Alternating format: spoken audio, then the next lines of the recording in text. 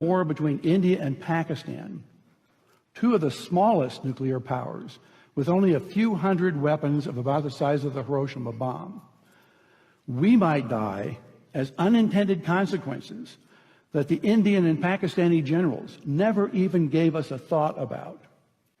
My colleagues, Luke Oman and Alan Roebuck, calculated the spread of smoke after a war between India and Pakistan. It only takes about 2 weeks for the smoke to cover the entire Earth, and it would rise to altitudes between 20 and 50 miles above the surface. At those altitudes, it never rains. The smoke would stay there for years. This farmer may be in Europe or in the United States, but many thousands of miles from Pakistan and India, is looking at the smoky sky above him and down at the crops that have died in his field from lack of light and cold temperatures.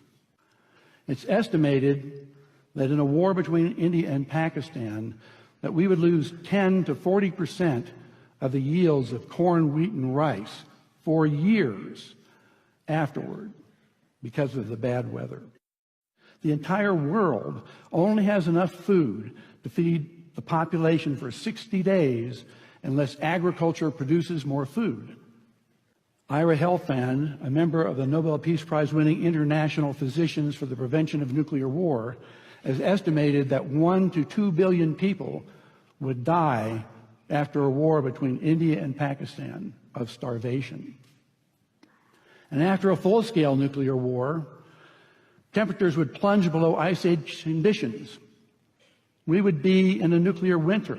No crops would grow. It's estimated that 90% of the population of the planet would starve to death, and civilization would be destroyed. And no one would be safe. Not those in countries with no nuclear weapons, not those in countries that didn't participate in the war, and not those on the other side of the planet from where the explosions occurred. No one would be safe.